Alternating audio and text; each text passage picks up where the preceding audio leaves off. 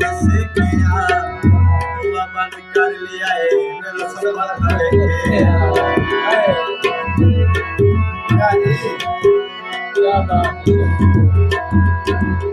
लाल रिजाई की थी बंदे बंदे दस आए तेरी सकी तबाही की किते गए बातें तेरे निकिया लाले किते गए दस बातें शौक वफादे बोलेगी सानों संग नमक कोई बड़ा लिया बोलेगी सानों नमक कोई बड़ा लिया बोल गई खुशियाँ तेरा